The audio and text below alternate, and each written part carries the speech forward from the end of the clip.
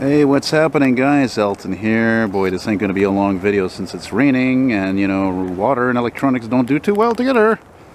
But man, go figure. I'm in the LaSalle borough of Montreal here. And I was on the 123, oddly enough, a hybrid bus.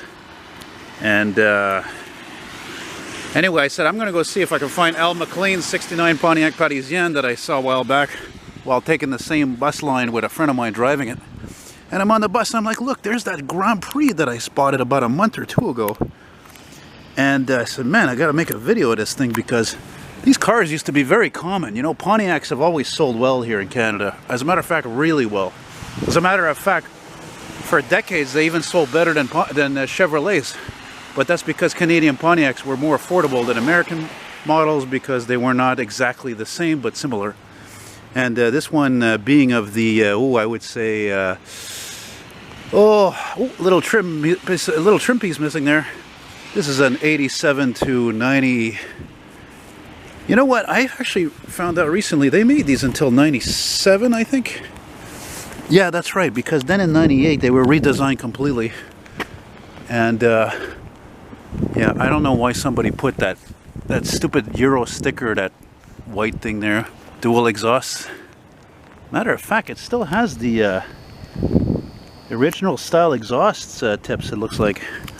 But I always thought these were really cool cars. I actually have an original GM poster from '88 showing a coupe, and but it's like a dark red color, and yeah, just like that. And the four-door I thought also looked very cool as well, you know. And the fact that this thing survives leads me to believe that it doesn't have many miles on it.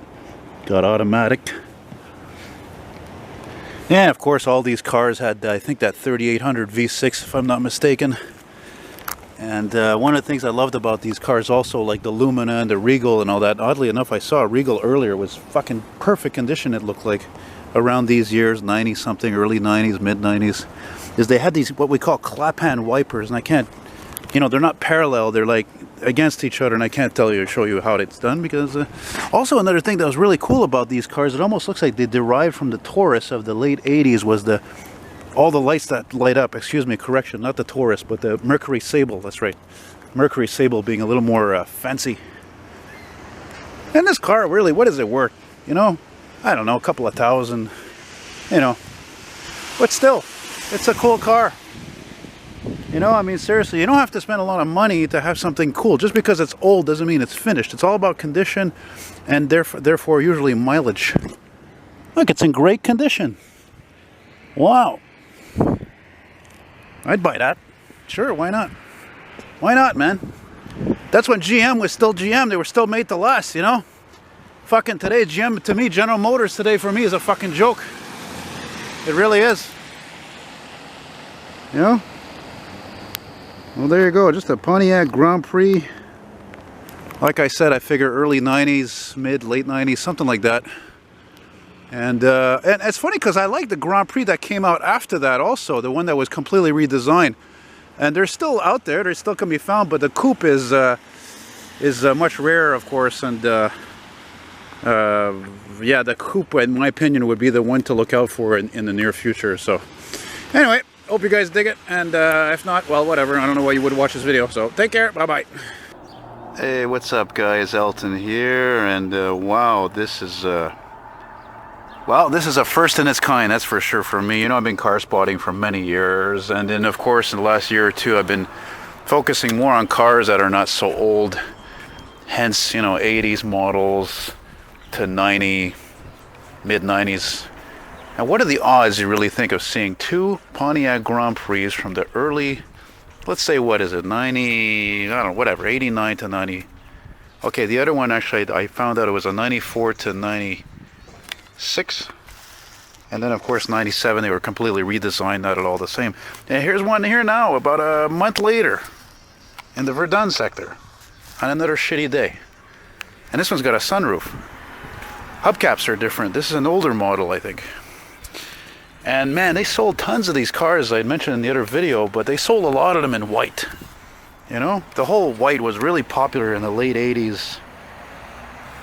You know, one of the things I forgot to mention about these cars that are really cool, like the Mercury Sable, is you had the whole front, not just the headlights, but this centerpiece would light up as well. It was very, gimmicky and futuristic at the time, you know what I mean? And these are great cars, as I mentioned before in the other video. What was it, a 3.1 liter V6.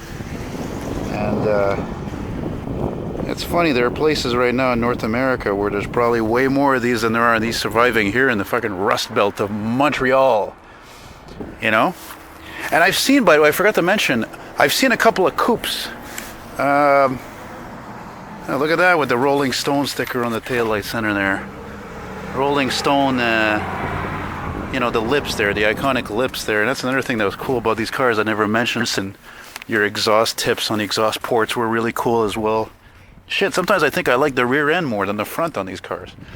Anyway, like I was saying, I saw a coupe one a few months back in Montreal North.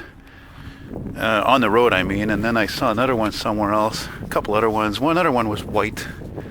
And look at this, I didn't even notice this right away because I'm visually impaired. It's an STE. The STE was like the sport package, the sport model, heavy duty suspension. Maybe it's a manual shift. Let's see. I don't like this fucking guy in the corner there as a crossing guard because he's watching me, No, it's an automatic. Yeah. Recently I was thinking back to my friend back in 99. He bought his grandmother sold him her 93 Cavalier wagon. But what was cool about that car is because it was a GM build, it had that same quality. I'm going to tell you guys something about cameras.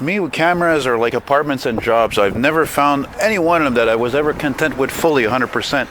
I'm recording along. I didn't even notice the damn thing stopped recording. Anyway, I wanted to finish by saying about my friend's Cavalier. It was a great car. It was a great little car.